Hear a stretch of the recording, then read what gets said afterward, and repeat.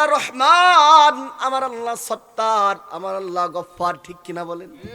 আল্লাহকে ভয় করার অর্থ যেমনে ভাবে ছাত্র উস্তাদকে ভয় করে, সম্মানের ভয়, ছাত্র উস্তাদের যে ভয়টা সম্মানের ভয় করে, আল্লাহ আমার আল্লাহ সৃষ্টিকর্তা, যিনি আমাকে সৃষ্টি করেছেন, যিনি আমার পালনকর্তা রব, আমার রবকে সম্মানের ভয় করতে হবে, ঠিক কিনা বলে?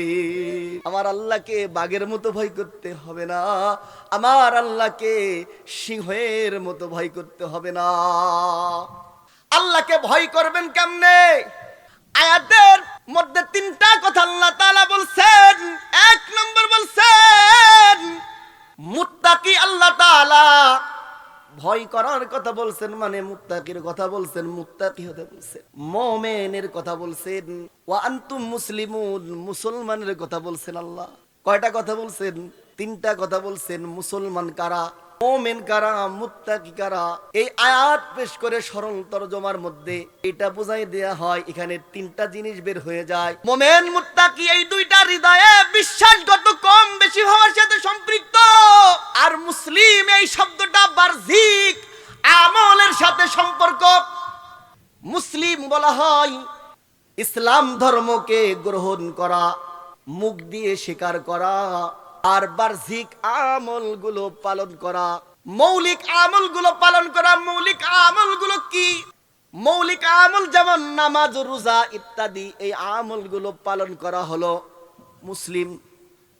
মুমিন বলা হয় আল্লাহর পক্ষ থেকে রাসূল সাল্লাল্লাহু আলাইহি সাল্লাম যে দ্বীন নিয়ে আসছেন আমাদের কাছে, রাসূল সাল্লাল্লাহু আলাইহি ওয়াসাল্লামের আনিত দ্বীনকে পূর্ণাঙ্গভাবে বিশ্বাস গ্রহণ করা এবং পালন করাকে মুমিন বলা হয়। এমনি ছোটখাটো পালন করা নয়, সাধারণ পালন করা নয়, পূর্ণাঙ্গ পালন করার নাম হলো মুমিন, পুরাপুরি পালন করার নাম হলো মুমিন। আর মুত্তাকি বলা হয় আমি এই দুনিয়ার মধ্যে চলাতে গেলে আমি যে কর্মগুলো করি, এই সব কর্ম করার ক্ষেত্রে আমি আল্লাহ তাআলার সামনে যে কাজগুলো করি, আল্লাহ তাআলাকে সব কাজের সামনে ভয় করার নাম হলো মুত্তাকি। আল্লাহু আকবার বলেন। আমি যে কাজ করব সকল কামের ক্ষেত্রে ভয় করতে হবে কাকে? কাকে বলেন? এক আল্লাহকে ভয় করতে হবে। মুসলমান, এই যে কথাগুলো বললাম, মুসলমান কারা, মুমিন কারা, মুত্তাকি কারা, এই কথাগুলো যদি আমার আপনার জানা না থাকে তাহলে কি আমি আমল করতে পারতাম না? তো এইটা কি জানবো মৃত্যুর আগে না পরে? বলেন, মৃত্যুর আগে না পরে? মৃত্যুর আগে। কিন্তু সেই মানুষগুলো কই? এই কথাগুলো কি তাদের জানার প্রয়োজন নাই? মুমিনের গুণগুলো আল্লাহ পাক রব্বুল আলামিন কোরআনের মধ্যে স্পষ্ট করে উল্লেখ করে দিয়েছেন। মুত্তাকির গুণগুলো আল্লাহ পাক কোরআনের মধ্যে আলাদা আলাদা করে উল্লেখ করে দিয়েছেন। এই সংজ্ঞার অনুপাতে পেলাম মুমিন হওয়ার জন্য মুত্তাকি শর্ত, আর মুত্তাকি হওয়ার জন্য মুমিন শর্ত। একটা আর একটার জন্য শর্ত। মুসলিম, প্রত্যেক মুমিন মুত্তাকির মধ্যে মুসলিম শব্দ আছে, কিন্তু প্রত্যেক মুসলমানের মধ্যে মুমিন মুত্তাকি নাই। তার মানে হলো যিনি মুমিন মুত্তাকি তিনি মুসলিম, কিন্তু শুধু মুসলিম হলেই মুমিন মুত্তাকি না, ঠিক কিনা বলেন? এখান থেকে পাওয়া যায় দ্বীনের সর্বোচ্চ স্তর হলো তিনটি। কয়টা? দ্বীনের সর্বোচ্চ স্তর তিনটি। এক নম্বর হলো ইসলাম, দুই নম্বর ঈমান, তিন নম্বর ইহসান। ইসলাম কি জিনিস, ঈমান কি জিনিস, ইহসান কি জিনিস, এই তিনটা ভালো করে আগে বুঝতে হবে। কিন্তু এই জিনিসগুলো বোঝার জন্য খুব গভীর মনোযোগ দিয়ে তাকাই থাকতে হবে। এদিক গভীর খেয়াল, এদিক দেন, গভীর খেয়াল দিয়ে যদি না তাকান তাহলে কথাগুলো বুঝবেন না। ইসলাম হলো আল্লাহ রাসূল সরকার দু আলম নবী, হাদিসে জিবরাইলের মধ্যে সরকারে দু আলম নবী শিখাইতেছেন ইসলাম কি। একবার সরকারে দু আলম নবী সাহাবীদেরকে নিয়ে মজলিস করতেছেন। হঠাৎ করে মজলিসের মধ্যে সাদা ধবধবে জুব্বা পরিহিত একজন ব্যক্তি মজলিসের মধ্যে আগমন করছে, যার মাথার চুল কালো কুচকুচে। সাহাবীদের মধ্যে কেউ তাকে চিনে না, চেহারার মধ্যে কোনো সফরের কোনো ভাব নাই, চিহ্ন নাই। এমন ব্যক্তি উপস্থিত হইছে, সোজাসুজি মজলিসের মধ্যে ফাঁকা জায়গা বিলি দিয়ে সামনের দিকে চলে আসছে। এসে সরকার দো আলম নবীর হাঁটুর সাথে হাঁটু লাগিয়ে নামাজের মধ্যে যেইভাবে বসে ওইভাবে বসে গেল। জিজ্ঞেস করতেছে, সরকারে দো আলম নবীকে জিজ্ঞেস করেছেন, আখবিরনি আনিল ইসলাম, ইয়া রাসূলুল্লাহ, ইসলাম কি জিনিস আমাকে এইটা বলেন, ইসলাম কি এইটা আমাকে শিক্ষা দিন। সরকারে দো আলম নবী বলেন, বুনিয়াল ইসলাম আলা খামসিন শাহাদাতু আল্লাহ ইলাহা ইল্লাল্লাহ ওয়া আন্না মুহাম্মাদার রাসূলুল্লাহ ওয়া ইকামিস সালাহ ওয়া ইতাইজ যাকাহ ওয়াল হজ্জি ওয়া সাওমি রমাদান। ইসলাম হলো পাঁচটা স্তম্ভের নাম। পাঁচ স্তম্ভের নাম হলো ইসলাম। সর্বপ্রথম কালিমায়ে শাহাদাত, আশহাদু আল্লা ইলাহা ইল্লাল্লাহ ওয়া আন্না মুহাম্মাদার রাসূলুল্লাহ। এটা হলো ইসলামের প্রথম স্তম্ভ, ঠিক কিনা বলেন? বুঝতেছেন কথা? 2 নম্বর নামাজ, ওয়া ইকামিস সালাত। 3 নম্বর ওয়া ইতাইজ যাকাত, যাকাত। 4 নম্বর ওয়াল হজ্জি, হজ। 5 নম্বরে রমজানের রোজা রাখা। এই প্রত্যেকটা বিষয় আলাদা আলাদা করে এক একটা বিষয়ের সাথে জড়িত, আলাদা আলাদা বয়ান করে বোঝানো দরকার। কিন্তু ঘটনা অন্যদিকে ঘুরবে, তার কারণে পূর্ণ বিস্তারিত সবগুলো সম্ভব না। শুধু শিরোনামের মাধ্যমে আপনাদেরকে একটু বোঝাইতে চাই। গভীর মনোযোগ দেন। এটা হলো ইসলাম। ইসলাম পাঁচটা স্তম্ভ ইসলামের। কালিমায়ে শাহাদাত, নামাজ, রোজা। কালিমায়ে শাহাদাত, নামাজ, যাকাত, হজ, রমজান, এই 5টি। 2 নম্বরে সরকার দো আলম নবী যখন বললেন, ওই ব্যক্তি বলতেছে, সদাক্তা, আপনি সত্য বলছেন। সাহাবায়ে কেরাম আশ্চর্য হয়ে গেছেন। নিজেই সত্যায়ন করে, নিজেই প্রশ্ন করে, আবার নিজেই কি করতেছে? সত্যায়ন করতেছে। প্রশ্নের স্বীকৃতি তিনি নিজেই মুখ দিয়ে আশ্চর্যিত হয়ে গেলেন, কি ব্যাপার, লোকটাকে কেউ তাকে চিনে না। এরপর আবার জিজ্ঞেস করছে, ফাখবিরনি আনিল ঈমান, ইয়া রাসূলুল্লাহ, ঈমান কাকে বলে? ঈমান কি? সরকার দো আলম নবী বলেন, আন তুমিনা বিল্লাহি ওয়া মালাইকাতিহি ওয়া কুতুবিহি ওয়া রুসুলিহি ওয়াল ইয়াউমিল আখিরি ওয়াল কদরি খায়রিহি ওয়া শাররিহি মিনাল্লাহি তাআলা ওয়াল বাসি বাদাল মাউত। আল্লাহু আকবার বলেন। ঈমান হলো 7টা বিষয়ের নাম ঈমান। 1 নম্বর আল্লাহ তাআলার উপর ঈমান আনা। কাকে বিশ্বাস করা? আল্লাহর উপর ঈমান আনা, আল্লাহকে আল্লাহ বলে বিশ্বাস করা, বিশ্বাস স্থাপন করা। 2 নম্বর ফেরেশতাগণের উপর বিশ্বাস স্থাপন করা। সমস্ত ফেরেশতা, এই ফেরেশতাগুলোর উপর ঈমান রাখা, বিশ্বাস স্থাপন করা। ফেরেশতা সত্য, ফেরেশতা আছে এইটা সত্য বলে বিশ্বাস করার নাম ঈমান। 3 নম্বর আসমানি কিতাব সমূহের উপর বিশ্বাস স্থাপন করা। 4 নম্বর সমস্ত নবী রাসূলগণের উপর বিশ্বাস স্থাপন করা। কাদের উপর বিশ্বাস করা? নবী রাসূলগণের উপর বিশ্বাস করা। বাবা আদম হতে মুহাম্মাদুর রাসূলুল্লাহ সাল্লাল্লাহু আলাইহি ওয়াসাল্লাম পর্যন্ত যত নবী রাসূল দুনিয়াতে আসছেন, সকল নবী রাসূলের উপর বিশ্বাস স্থাপন করার নাম হলো ঈমান।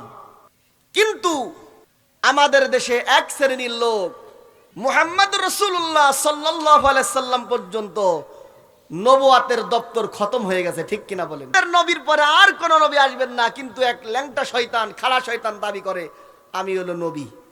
কি নাউজুবিল্লাহ বলবেন?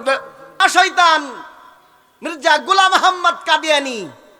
এই কাদিয়ানির গোষ্ঠী, সেই কাদিয়ানি যার মৃত্যু হয়েছে পায়খানার মধ্যে পড়ে। কিসের মধ্যে পড়ে? পায়খানার মধ্যে পড়ে মৃত্যুবরণ করেছে। কারণ হলো আল্লাহর সাথে গাদ্দারি করেছে, আর আল্লাহর সাথে গাদ্দারি করার কারণে এই মির্জা গোলাম মোহাম্মদের কাদিয়ানির মৃত্যু হয়েছে পায়খানা বাথরুমের মধ্যে পড়ে। বল, ও যেমন শয়তানি করছে আর শয়তানি সাজা তেমনি পাইছে। এরপরে ওর কিছু উত্তরসূরিরা প্রথমে বাংলাদেশে রয়ে গেছে, সারা পৃথিবীর আনাচে কানাচে তার কিছু উত্তরসূরিরা রয়ে গেছে।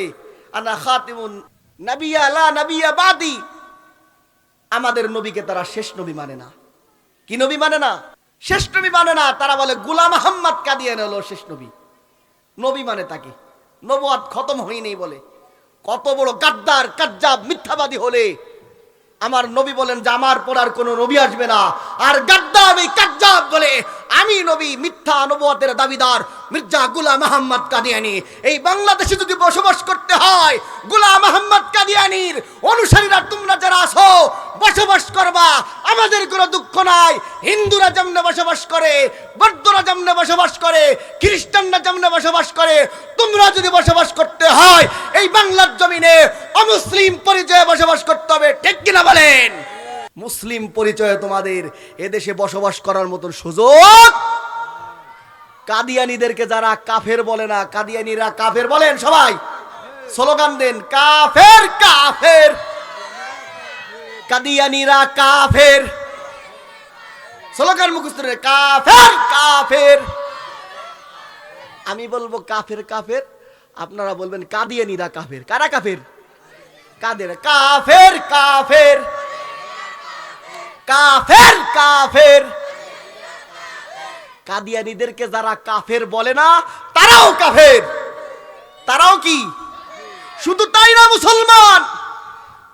আজ থেকে প্রায় 1 মাস আগে 15ই নভেম্বর বাংলাদেশের সর্বস্তরের মুসলমান উলামা ইকরাম মিলে ঢাকার সরোয়ার্দী উদ্যানে লক্ষ লক্ষ মুসলমানের জমায়েতে এই কাদিয়ানীদেরকে মুসলিম ঘোষণা করার জন্য দিনদার মুসলমানেরা জমা হয়েছিল। রাষ্ট্রের কাছে দাবি করেছিল, রাষ্ট্র মুসলমান শাসক হওয়ার পরেও এখনো পর্যন্ত সেই কাদিয়ানীদেরকে অমুসলিম ঘোষণা করা হয়নি। এটা প্রমাণ করলেন যে আপনি কাদিয়ানীদের পক্ষের লোক।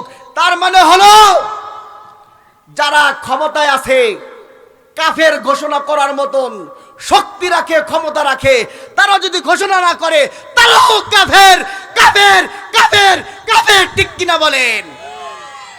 তার মানে ক্ষমতার চূড়ায় বসে থাকলেই আপনি বড় কিছু হয়ে যান নাই। ক্ষমতার সঠিক প্রয়োগ করতে হবে। যদি দেশের মস্তনে বসে থাকতে হয়, মস্তনে বসে থাকবেন, মুসলমানের ইমানের ক্ষতি করবেন, এইটা মুসলমান সহে নেবে না, ঠিক কিনা বলেন? মুসলমানের রাষ্ট্রে যদি বসবাস করতে হয় মুসলমানের প্রাণীর দাবিগুলো মেনে নিতে হবে, ঠিক কিনা বলেন? এদেশে চোর, বাটপার, গুন্ডা, লুচ্চা, বদমেশ সবাই এদেশে নির্বিঘ্নে চুরি করতেছে, ডাকাতি করতেছে, খুন করতেছে, বিচার আচার হয় না, ঠিক কিনা বলেন? হাজার হাজার মানুষকে হত্যা করে, দিবালোকে গুলি করে তারা মুক্তি পেয়ে যায়, জামিন পেয়ে যায়। কিন্তু এদেশে আল্লাহর রাসূলের কটূক্তি করে, আল্লাহর রাসূলের কটূক্তকারীর সর্বোচ্চ শাস্তি এখনো এই বাংলার সংসদে এখনো পর্যন্ত কি হয় নাই, পাশ হয় নাই, ঠিক কিনা বলেন? মুসলিম পরিচয় দিলে হবে না, শুধু মুসলমান নাম কস্তে মুসলমান হলে হবে না। মুসলমানের ঘরে জন্ম নিলে মুসলমান বলা যায় না, ঠিক কিনা বলেন? আব্দুর রহিম করিম নাম রাখিলে মুসলমান বলা যায় না, ঠিক কিনা বলেন? শুধু মুসলমানের ঘরে জন্ম নিলেই মুসলিম হয়ে যায় না, মুসলমান পরিচয় দিলেই শুধু মুসলমান হয়ে যায় না। মুসলমান যদি হইতে হয় এক আল্লাহর গোলামি, একত্ববাদ খোদার গোলামি এমন ভাবে করতে হবে, যখন জীবন দিতে হয় জীবন দিতে হবে, রক্ত দিতে হলে রক্ত দিতে হবে, দিনের সমস্ত স্তম্ভকে সঠিকভাবে মানতে হবে, তখনই খাঁটি মুসলমানের খাতায় নাম লেখা যায়, ঠিক কিনা বলেন? মুসলমান কোথায় আজ? মুসলমান কোথায়? এক ভাইকে হত্যা করে রাষ্ট্রের সর্বোচ্চ চূড়ায় বসে থাকে, গুলি করে ভারতের আধিপত্যরা ভারত পালিয়ে যায়। তোমরা কোথায় থাকো? ও শুনুরা, ও চান্দুরা, তোমাদের রাষ্ট্রে বসে থাকতে বলছে কে? কে তোমাদেরকে কেন বসালো? একজন মানুষকে গুলি করে চলে যায় দিবালোকে, তোমরা প্রশাসন কি করো? বসে বসে কি তোমরা গোলার কাজ কাটো নাকি? এমন মুসলমান দরকার নাই, এমন শাসক দরকার নাই, এমন প্রশাসন দরকার নাই। এদেশের মানুষ এমন কেউকে চায় না, ঠিক কিনা বলেন? বলতে গেছিলাম কি, কথা বলতে গেলে কথা বলতে হয় অনেক। আজকে লক্ষ লক্ষ মানুষ সরোয়ার্দী উদ্যান থেকে খালি মুখে ফিরে আসছে। 1 মাস 1.5 মাস হয়ে যায়, এখনো পর্যন্ত মুসলমানদের প্রাণের দাবি মেনে নেয় না, ঠিক কিনা বলেন? কাদিয়ানিরা কাফের, দেশে বসবাস করবে, আমাদের অসুবিধা নাই। হিন্দুরাও দেশে বসবাস করে, খ্রিস্টান, বৌদ্ধ, অন্য অন্য ধর্মাবলম্বীরা এখানে বসবাস করে। এমনকি ভারতের 12 লক্ষ রোহিঙ্গা বাংলাদেশে বসবাস করে, তাদেরকেও মুসলমান কি বলে না, করে না, উশৃঙ্খল করে না। মুসলমান তাদেরকে কোনো বাধা দেয় না, ঠিক কিনা বলেন? তোমরা দেশে বসবাস করো, আমাদের কোনো আপত্তি নাই, কিন্তু মুসলিম পরিচয় দিতে পারবা না, অমুসলিম পরিচয় দেশে বসবাস করতে হবে, ঠিক কিনা বলেন? মুসলমান ভাইরা, তাইলে কাদিয়ানিরা কি বলেন? সবাই বলেন কাদিয়ানিরা কি? কেন কাফের? তারা আমাদের নবীকে নবী মানে না। সে নিজেই দাবি করে আমি ইমাম মাহাদি। কি বলেন? মোমেন এই কথা কখনো মেনে নেবে না, মোমেন এই কথা কখনো মেনে নেবে না। এ মুসলমান, মোমেন হতে হবে আবু বকরের মতন মোমেন, উসমান আলীর মতন মোমেন হতে হবে। এমন মোমেন হইলে আল্লাহ পাকের দরবারে ওই মোমেনের জন্য পুরস্কার রয়েছে, ঠিক কিনা? ওই মোমেনের জন্য আল্লাহ তাআলা বলছেন কদ আফলাহাল মুমিনুন, মোমেনরা সফল কাম, মোমেনরা সফল কাম। একটা এক্সাম্পল দেই, কথা অনেক বলতে হবে, মুমিনের গুণগুলো বলবো আরো। মোমেনটা এমন হতে হবে যখন আল্লাহর বিরুদ্ধে যখন কটূক্তি করবে, নবীর বিরুদ্ধে যখন কটূক্তি করবে, মুমিনের ঈমানে যদি আগুন ধরে যায়, সেইটা হলো পাক্কা মোমেন, সেইটা হলো পাক্কা মোমেন, ঠিক কিনা বলেন? ওইটা হলো পাক্কা মোমেন। কিন্তু আজকে আমার সন্তানকে যদি কেউ একটা চট দেয়, মাদ্রাসার শিক্ষক একটা চট দিলে কি করে? সাংবাদিকরা নিয়ে চলে আসে, খুব মিডিয়া টিডিয়া করে নেটে ছাড়িয়ে দেয়। ও মুসলমান, তোমার নবীকে যখন গালি দেয়, আল্লাহকে যখন গালি দেয়, তখন তোমার ঈমান কোথায় থাকে? কেমনে পরিচয় দাও তুমি মুসলমান? কেমনে? সিদ্দিক আকবর রাদিয়াল্লাহু তাআলা আনহু একবার ইহুদিদের বিদ্যালয়ে গেছে। ইহুদিদের একজন পণ্ডিত, নাম হলো কানহাস, তাওরাত ইনজিলের সে আলেম। বলছে, কানহাস, তুমি তো তাওরাত ইনজিলের আলেম, তুমি তো বোঝো, তাহলে তুমি আল্লাহ তাআলার উপর ঈমান আনো এবং ইসলাম ধর্ম গ্রহণ করো, মুসলিম হয়ে যাও। এই কথা বলে সিদ্দিক আকবর রাদিয়াল্লাহু তাআলা আনহু দাওয়াত দিবেন। কিন্তু এই দুর্ভাগা ইহুদি সিদ্দিক আকবর রাদিয়াল্লাহু তাআলা আনহুর দাওয়াতকে প্রত্যাখ্যান করে বলে, তুমি কি আমাকে ওই আল্লাহর প্রতি ঈমান আনতে বলতেছো যেই আল্লাহ হতদরিদ্র, যেই আল্লাহ অভাবগ্রস্ত? একটু নাউজুবিল্লাহ জোরে বলেন। যে আল্লাহ হতদরিদ্র, যেই আল্লাহ অভাবগ্রস্ত, যিনি বিপদে পড়ে আমাদের কাছে কর্জে হাসানা চাই, তুমি কেমন আল্লাহর প্রতি আমাদেরকে ঈমান আনতে বলো? এই কথা বলার সাথে সাথে সিদ্দিক আকবর রাদিয়াল্লাহু তাআলা একজন নরম দিলের মানুষ, নরম মিজাজের মানুষ। সিদ্দিক আকবর রাদিয়াল্লাহু তাআলা আনহু একজন নরম দিলের মানুষ। এমন নরম দিল, এত নরম দিলওয়ালা মানুষ পৃথিবীর ইতিহাসে এমন নরম দিলওয়ালা মানুষ আর দ্বিতীয় জন আসবে না।